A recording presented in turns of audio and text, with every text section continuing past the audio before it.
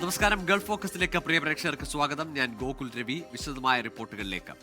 Israel ആക്രമണത്തിന് പിന്നാലെ നിർണായക അറബ് ഉച്ചകോടിക്ക് നാളെ ദോഹയിൽ തുടക്കമാകും. ഇസ്രായേലിനുള്ള മറുപടി ചർച്ചയാകും. ഇറാൻ പ്രസിഡന്റ് അടക്കമുള്ളവർ പങ്കെടുക്കും. ജിഷ്ണു രവീന്ദ്രൻ ഇന്റർനാഷണൽ ന്യൂസ് ഡെസ്കിൽ നിന്ന് ചേരുന്നു.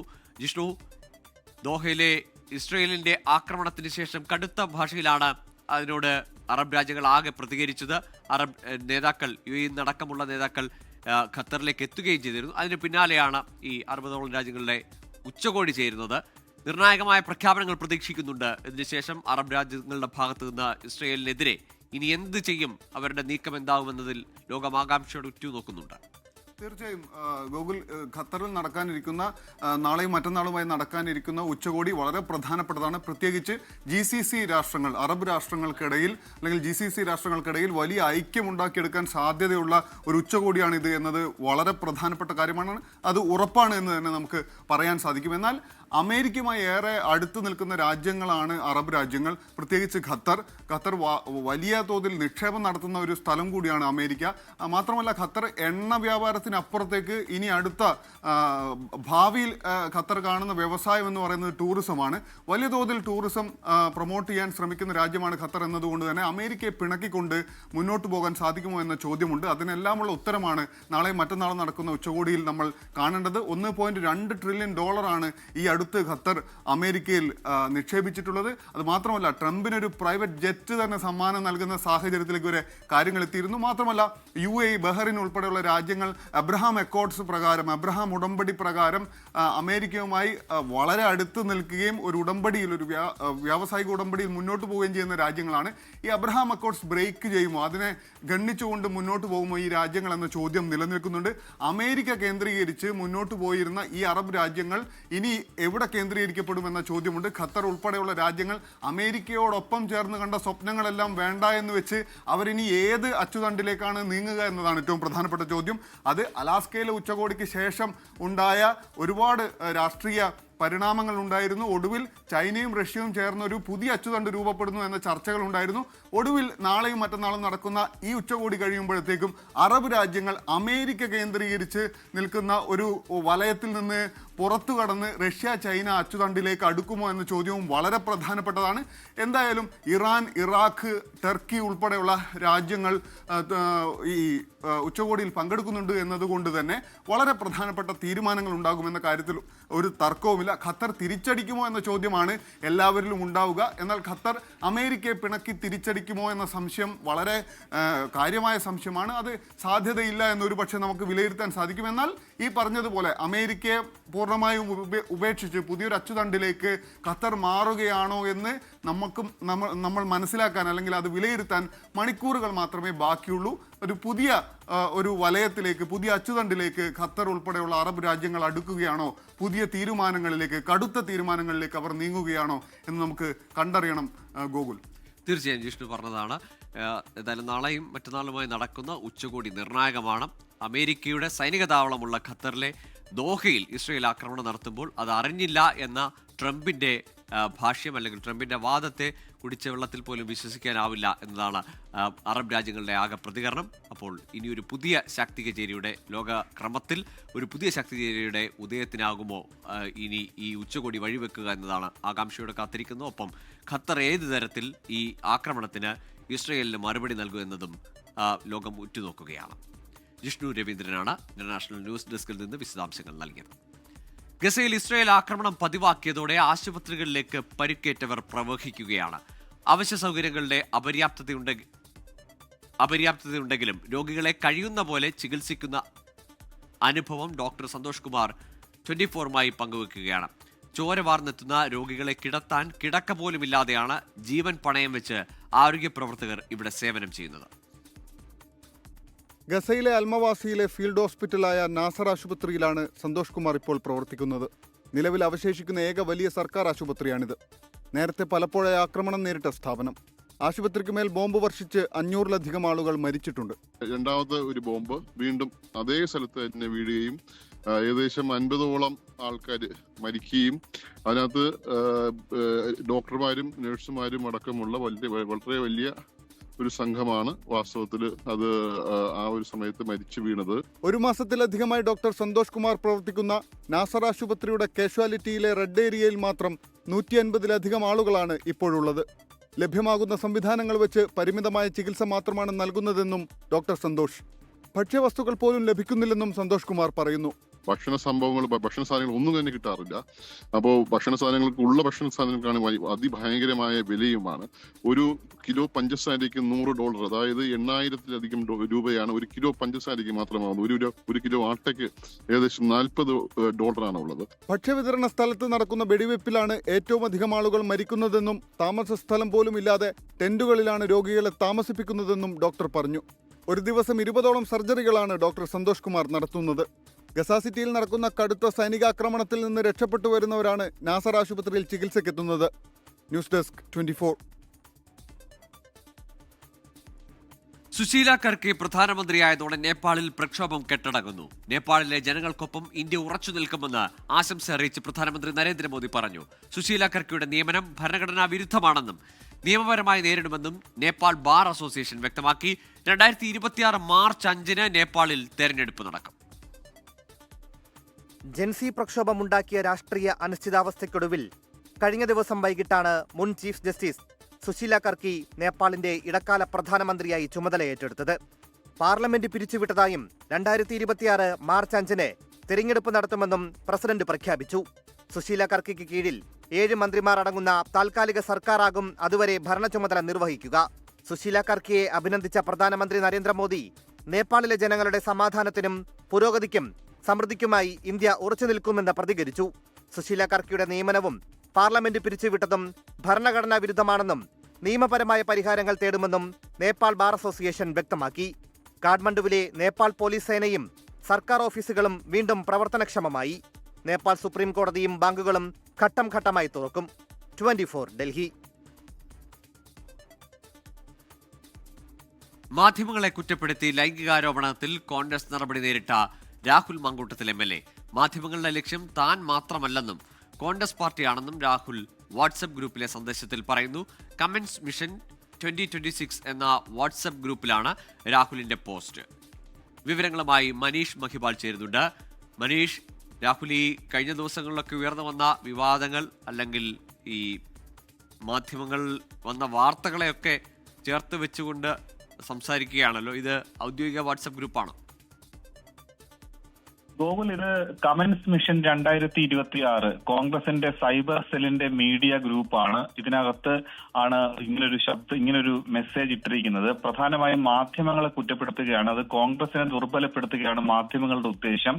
അങ്ങനെ കോൺഗ്രസിന്റെ യുവനിരയും സൈബർ പോരാളികളെയും ദുർബലപ്പെടുത്തേണ്ടത് അവരുടെ അജണ്ടയാണ്. മുതിർന്ന നേതാക്കൾ തമ്മിൽ തല്ലണമെന്നത് മാധ്യമങ്ങളുടെ കൂട്ടായ അജണ്ടയുടെ ഭാഗമായിട്ടാണ് തന്നെ അവർ ആക്രമിക്കുന്ന തരത്തിലാണ് രാഹുൽ മാങ്കൂട്ടത്തിന്റെ വാട്സാപ്പിലെ സന്ദേശം ഇങ്ങനെ വരുന്നത്. ആ സന്ദേശം ഇങ്ങനെയാണ്: ഈ മാധ്യമങ്ങളുടെ ലക്ഷ്യം ഞാനല്ല, ഞാനൊരു കണ്ണി മാത്രമാണ്. ഈ ദിവസങ്ങളിൽ തന്നെ യാതൊരു അടിസ്ഥാനവുമില്ലാതെ അവർ ഷാഫി പറമ്പലിനെ, VT ബൽറാമിനെ, PK ഫിറോസിനെ, T സിദ്ദിഖിനെ, ജെബി മേത്തറിനെ പല കാരണം പറഞ്ഞ് ആക്രമിക്കുന്നത് നിങ്ങൾ കണ്ടില്ലേ? അവർക്ക് വലിയ ലക്ഷ്യമുണ്ട്. ആ പ്രൊപ്പഗാൻഡയിൽ പോയി വീഴരുത്. KCയും സണ്ണി സാറും VDയും രമേശ് KSും അടൂർ പ്രകാശും തൊട്ട് നമ്മുടെ യുവനിരയും സൈബർ പോരാളികളും ദുർബലപ്പെടേണ്ടത്, തമ്മിൽ തല്ലുണ്ടാകേണ്ടത് അവരുടെ ആവശ്യമാണ്. നേതാക്കൾ തൊട്ട് നിങ്ങൾ സൈബർ ഇടങ്ങളിലെ ആളുകൾ പോലും ദുർബലപ്പെട്ടാൽ അത് ദുർബലമാകുന്നത് അടിസ്ഥാനമായും കോൺഗ്രസ് ആണ് എന്ന സന്ദേശമാണ് ഈ ഗ്രൂപ്പിൽ പ്രചരിക്കുന്നത്. ഇതിന്റെ സ്ക്രീൻഷോട്ടും പ്രചരിക്കുന്നുണ്ട്. അടുത്ത ദിവസങ്ങളിൽ രാഹുൽ മാങ്കൂട്ടത്തിനെതിരായി ഉയർന്നിട്ടുള്ള ഈ ലൈംഗിക അതിക്രമ ആരോപണങ്ങളിലൊക്കെ തന്നെ ഈ നിയമസഭയിൽ 15-ാം തീയതി തിങ്കളാഴ്ച രാഹുൽ മാങ്കൂട്ടത്തിന് എത്തുമോ എന്ന കാര്യത്തിലൊക്കെ തന്നെ വലിയ അനിശ്ചിതത്വമുണ്ട്. കഴിഞ്ഞ ദിവസമാണ് പ്രതിപക്ഷ നേതാവ് ഇത് സംബന്ധിച്ച് സ്പീക്കറെ, രാഹുൽ മാങ്കൂട്ടത്തെ പാർട്ടിയിൽ നിന്ന് സസ്പെൻഡ് ചെയ്ത വിവരം സ്പീക്കറെ ഔദ്യോഗികമായി അറിയിച്ചതും ഇപ്പോഴും കോൺഗ്രസ് പാർട്ടിക്കുള്ളിൽ രാഹുൽ പങ്കെടുക്കുമോ, ഒപ്പം തന്നെ രാഹുൽ ഒരു സ്വതന്ത്ര ബ്ലോക്കായി അവിടെ എത്തുമോ, അത് രാഹുലിന്റെ വ്യക്തിപരമായ അഭിപ്രായത്തിന് വിട്ടുകൊടുക്കിയിരിക്കുകയാണ് കോൺഗ്രസ്. പക്ഷേ അത് സംബന്ധിച്ചുള്ള തീരുമാനം ഇപ്പോഴും കോൺഗ്രസിൽ വന്നിട്ടില്ല. അപ്പോഴാണ് മാധ്യമങ്ങളെ പഴിച്ചുകൊണ്ട് രാഹുൽ മാങ്കൂട്ടം ഇതാ അവരുടെ സൈബർ മീഡിയ സെല്ലിൽ ഇത്തരത്തിലൊരു മെസ്സേജ് ഇടുകയും അതിന്റെ സ്ക്രീൻഷോട്ട് പ്രചരിക്കുകയും ചെയ്യുന്നത്. ഗോകുൽ, ശരി. മനീഷ് മഹിബാലാണ് വിവരങ്ങൾ നൽകിയത് തിരുവനന്തപുരത്ത് നിന്ന്. അക്രമകാരികളായ മൃഗങ്ങളെ വെടിവെച്ചു കൊല്ലാൻ ചീഫ് വൈൽഡ് ലൈഫ് വാർഡന് അധികാരം നൽകുന്ന ബില്ലിന്റെ കരടിന് മന്ത്രിസഭായോഗം അംഗീകാരം നൽകി.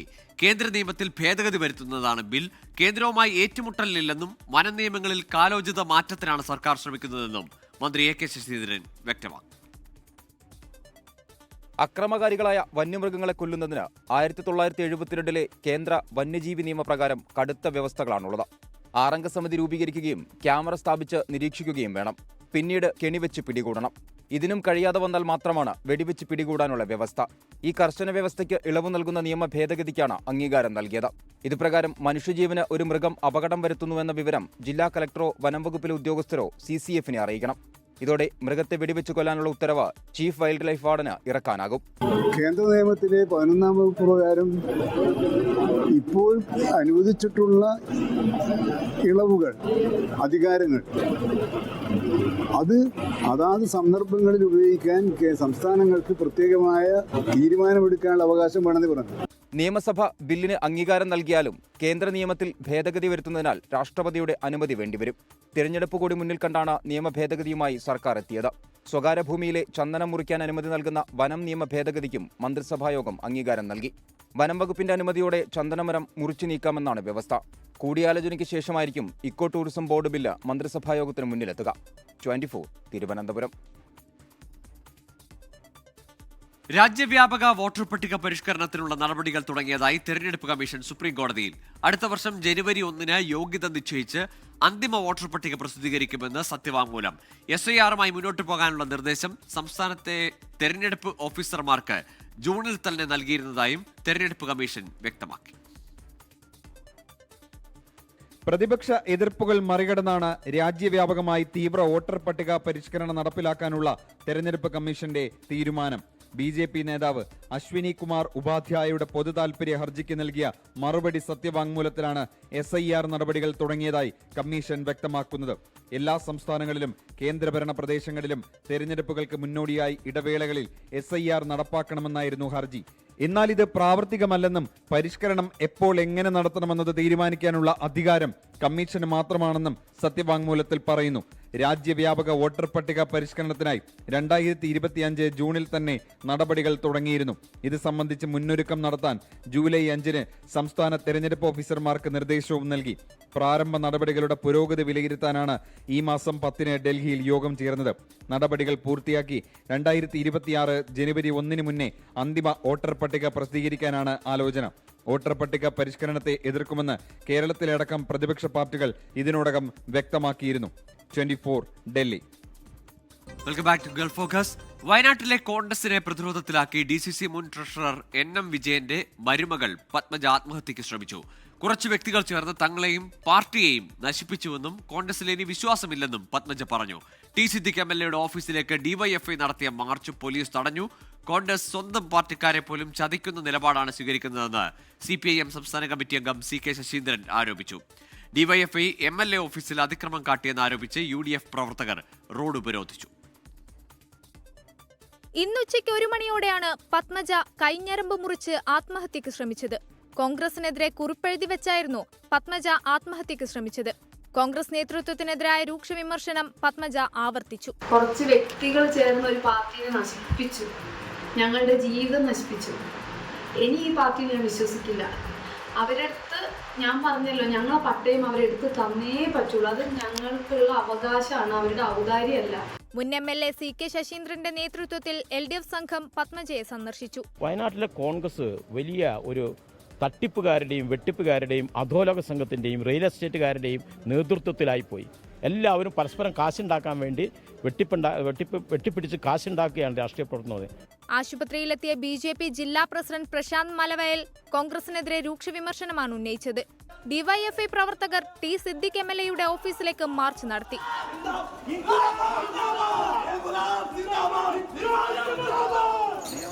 MLA ഓഫീസിൽ DYFI പ്രവർത്തകർ അതിക്രമം കാട്ടിയെന്നാരോപിച്ച് UDF പ്രവർത്തകർ റോഡ് ഉപരോധിച്ചു. NM വിജയന്റെ കുടുംബത്തെ ചതിക്കാൻ പാർട്ടി ആലോചിച്ചിട്ട് പോലുമില്ലെന്ന് T സിദ്ദിഖ് MLA. പാർട്ടി വഞ്ചിച്ചില്ല. സമയം കുറച്ച് നീണ്ടുപോയിട്ടുണ്ടാവും. അത് ആദ്യത്തെ 2 ചെറുതായിട്ട് നീണ്ടിട്ടുണ്ട്, ഇതിലും കുറച്ച് നീണ്ടുപോയിട്ടുണ്ട്. പാർട്ടി ഒരു ചതിയല്ല ചെയ്ത്, ഇവരുടെ കൂടെ നിൽക്കുക ചെയ്ത്. പാർട്ടി ആ കുടുംബത്തിനൊപ്പമെന്നും CPIM-ഉം DYFI-യുമാണ് പ്രശ്നം വഷളാക്കിയതെന്നും ടി സിദ്ദിഖ് ആരോപിച്ചു. 24 വയനാട്. പലസ്തീൻ വിഷയത്തിൽ ദ്വിരാഷ്ട്ര പരിഹാരം നിർദ്ദേശിക്കുന്ന പ്രമേയത്തിന് അനുകൂലമായി വോട്ട് ചെയ്ത ഇന്ത്യൻ നിലപാട് മനുഷ്യത്വപരമെന്ന് കാന്തപുരം AP അബൂബക്കർ മുസ്ലിയാർ. കോഴിക്കോട് നടന്ന അന്താരാഷ്ട്ര മീലാദ് സമ്മേളനത്തിൽ പങ്കെടുക്കുകയായിരുന്നു കാന്തപുരം AP അബൂബക്കർ മുസ്ലിയാർ. പശ്ചിമേഷ്യയിലെ യുദ്ധവ്യാപന നടപടി നീതീകരിക്കാനാവാത്തതെന്നും കാന്തപുരം പറഞ്ഞു. യുദ്ധക്കെടുതിയിൽ സർവ്വവും നഷ്ടപ്പെട്ട ജനതയ്ക്കൊപ്പം നിൽക്കാൻ ലോകമാകെ മുന്നോട്ട് വരേണ്ടതുണ്ടെന്ന് കാന്തപുരം AP അബൂബക്കർ മുസ്ലിയാർ. ഗസയ്ക്ക് പുറമെ ഖത്തർ, യമൻ, ലബനൻ ഉൾപ്പെടെയുള്ള പശ്ചിമേഷ്യൻ രാജ്യങ്ങളിൽ അശാന്തി പടർത്തുന്ന ഇസ്രായേൽ നടപടി നീതീകരിക്കാനാവില്ല. സ്വന്തമായി പ്രഖ്യാപിക്കപ്പെടണം എന്ന ഉച്ചകോടിയുടെ അഭിപ്രായത്തെ നമ്മുടെ ഇന്ത്യ ഗവൺമെൻറ് അംഗീകരിച്ചു എന്നത് നമുക്ക് അത് വലിയൊരു സന്തോഷമാണ്. അതുകൊണ്ട് ഇന്ത്യൻ പ്രധാനമന്ത്രിയോടും വിദേശകാര്യമന്ത്രിയോടും എല്ലാം നമ്മുടെ സന്തോഷം ഇതിന്റെ പേരിൽ ഞാൻ അറിയിക്കുകയാണ്. നബിദിനാഘോഷങ്ങളുടെ ഭാഗമായി മർക്കസിന്റെ നേതൃത്വത്തിൽ കോഴിക്കോട് നടന്ന അന്താരാഷ്ട്ര മിലാദ് സമ്മേളനത്തിൽ മുഖ്യപ്രഭാഷണം നടത്തുകയായിരുന്നു കാന്തപുരം AP അബൂബക്കർ മുസ്ലിയാർ. പ്രശസ്ത അറബ് ഗായക സംഘമായ അൽഹുബ് ഗ്രൂപ്പിന്റെ ഗ്രാൻഡ് മൗലിദ് സമ്മേളനത്തെ അപൂർവ അനുഭവമാക്കി. 1500 കലാപ്രതിഭകൾ അണിനിരക്കുന്ന മെഗാ ദഫ് ഘോഷയാത്രയോടെയാണ് സമ്മേളന ചടങ്ങുകൾക്ക് തുടക്കമായത്. Markaz director general C Muhammad Faizi അധ്യക്ഷത വഹിച്ചു. വിവിധ രാഷ്ട്രങ്ങളിലെ പണ്ഡിതരും സാമൂഹിക സാംസ്കാരിക നായകരും നയതന്ത്ര പ്രതിനിധികളും സമസ്ത കേരള ജമിയത്തുൽ ഉലമ നേതാക്കളും സമ്മേളനത്തിൽ പങ്കെടുത്തു. 24 കോഴിക്കോട്. ന്യൂജേഴ്സി സോമർസെറ്റിൽ നടന്ന BBCL T20 ക്രിക്കറ്റ് കിരീടം ഇന്ത്യൻസ് നേടി. ആവേശകരമായ ഫൈനലിൽ ന്യൂജേഴ്സി റൈഡേഴ്സിനെ 45 റൺസിന് പരാജയപ്പെടുത്തിയാണ് ഇന്ത്യൻസ് വിജയികളായത്. ഇന്ത്യൻസിനു വേണ്ടി 47 പന്തിൽ നിന്ന് 94 റൺസ് നേടിയ കിരൺ കണ്ണഞ്ചേരിയാണ് മാൻ ഓഫ് ദി മാച്ച്. ഓണപ്പാട്ടുകളിൽ വ്യത്യസ്തത കണ്ടെത്തുകയാണ് ഒരു കൂട്ടം പ്രവാസി സുഹൃത്തുക്കൾ. ഓണത്തോടനുബന്ധിച്ച് ഓസ്ട്രേലിയയിൽ പുറത്തിറക്കിയ സംഗീത ആൽബം ശ്രദ്ധ നേടുന്നു. സുരാജ് സെബാസ്റ്റ്യൻ തയ്യാറാക്കിയ റിപ്പോർട്ടിലേക്ക്.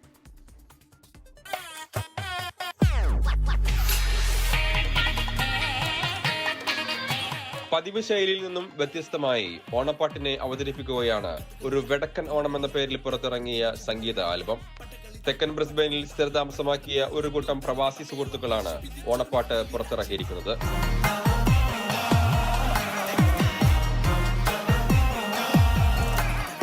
ബാംസ് എന്നൊരു മലയാളി അസോസിയേഷൻ ഉണ്ട്. അപ്പോൾ അവർക്ക് വേണ്ടിയാണ് ആക്ച്വലി മ്യൂസിക് വീഡിയോ ചെയ്യാൻ വേണ്ടി അവർ അപ്രോച്ച് ചെയ്തത്.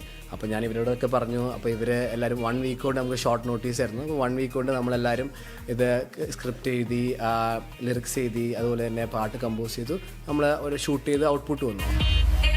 ഹിപ് ഹോപ്പ് സംഗീതത്തിന്റെ അകമ്പടിയോടെ സുരാജ് വൃന്ദാവനാണ് ഓണപ്പാട്ട് ആലപിച്ചിരിക്കുന്നത്. ഈ പാട്ടുമായിട്ട് ഇവർ ആദ്യം വന്നപ്പോൾ തന്നെ റാപ്പായിരുന്നു മെയിൻ ആയിട്ടുള്ളൊരു കോൺസെപ്റ്റ് ഉണ്ടായിരുന്നത്. അപ്പോൾ റാപ്പ് എങ്ങനെ നമുക്ക് വേറെ ജോണേഴ്സിലേക്ക് ബ്ലെൻഡ് ചെയ്ത് നല്ലൊരു രീതിയിൽ അത് മിക്സപ്പ് ചെയ്യാന്നുള്ളതായിരുന്നു നമ്മുടെ മെയിൻ ഒരു അജണ്ട തന്നെ.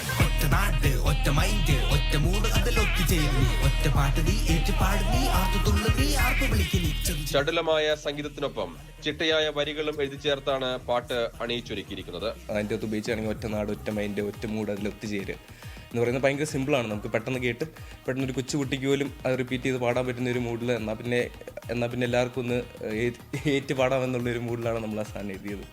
മാക്സിമം റിലേറ്റബിൾ ആയിട്ടുള്ള വേർഡ്സ് വെച്ച് നമ്മൾ എങ്ങനെ നമുക്ക് ഓണത്തിനെയും ഇവിടുത്തെ ഒരു ലൈഫ് സ്റ്റൈലും എങ്ങനെ നമുക്ക് ഇൻറ്റഗ്രേറ്റ് ചെയ്യാമെന്നാണ് കൂടുതലും ലിറിക്സ് വൈസ് നമ്മൾ ചിന്തിച്ചത്. ഓഗസ്റ്റ് 29 പുറത്തിറക്കിയ സംഗീത ആൽബം ഇതിനോടകം പ്രേക്ഷക ശ്രദ്ധ നേടിക്കഴിഞ്ഞു. അത്തം തൊട്ട് തിരുവോണ നാളും തെയ്യം തുള്ളും ചുവടുകളാളും നെഞ്ചിൽ കെട്ടും തരികട മേളം വീശ പിരിച്ചൊരും അവേലി രാജ്യം.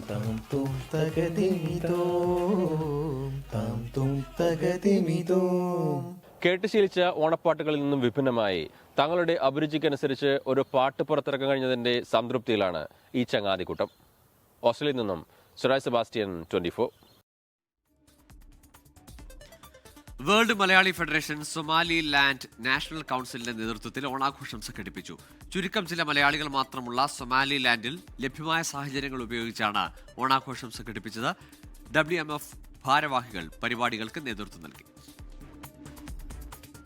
തിരുച്ചിറപ്പള്ളിയെ ഇളക്കിമറിച്ച തമിഴക വെട്രിക്കഴകം അധ്യക്ഷൻ വിജയിയുടെ തമിഴ്നാട് പര്യടനത്തിന് തുടക്കമായി. DMKയുടെ തെരഞ്ഞെടുപ്പ് വാഗ്ദാനങ്ങളിൽ ഭൂരിഭാഗവും നടപ്പാക്കിയിട്ടില്ലെന്ന് വിജയ് വിമർശിച്ചു. റോഡ് ഷോ ഒഴിവാക്കാൻ പോലീസ് നിർദ്ദേശമുണ്ടായിരുന്നുവെങ്കിലും വഴിനീള പ്രവർത്തകരെ അഭിവാദ്യം ചെയ്താണ് വിജയ് എത്തിയത്.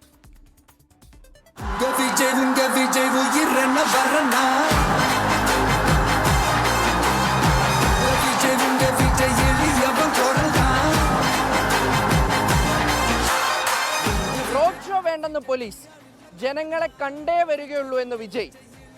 രാവിലെ 10:30 മരക്കടയിലെത്തേണ്ട വിജയ് വന്നത് ഉച്ചയ്ക്ക് 3 മണി അടുപ്പിച്ച്.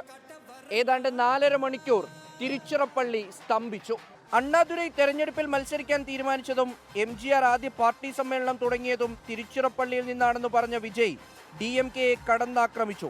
DMK പ്രധാന തെരഞ്ഞെടുപ്പ് വാഗ്ദാനങ്ങളൊന്നും നടപ്പിലാക്കിയില്ല.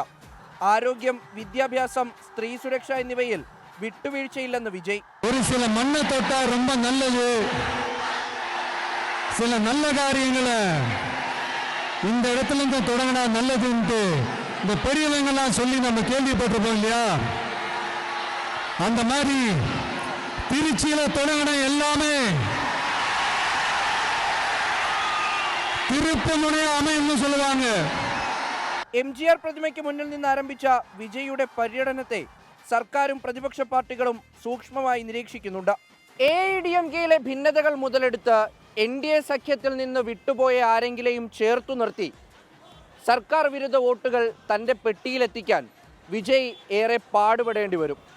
പക്ഷേ വിജയുടെ വാക്കുകൾ കേൾക്കാൻ ആളുകളുണ്ട് എന്നത് അദ്ദേഹത്തിന് വലിയ ആത്മവിശ്വാസം നൽകുന്നതാകും. തിരുച്ചിറപ്പള്ളിയിൽ നിന്നും ക്യാമറമാൻ ശ്രീകാന്ത് ഗൗരീശഭട്ടത്തോടൊപ്പം മുഹമ്മദ് റഹീസ്, 24. ഇതോടെ ഗൾഫ് ഫോക്കസ് പൂർണ്ണമാകുന്നു. Good night. ലോകത്തെവിടെയായാലും ഏത് സമയത്തും 24 വാർത്തകളും ഓഗ്മെന്റഡ് റിയാലിറ്റി പാക്കേജുകളും എക്സ്പ്ലെയിനറുകളും വിശദമായി കാണാൻ ഞങ്ങളുടെ യൂട്യൂബ് ചാനൽ നിങ്ങൾക്ക് സബ്സ്ക്രൈബ് ചെയ്യാം.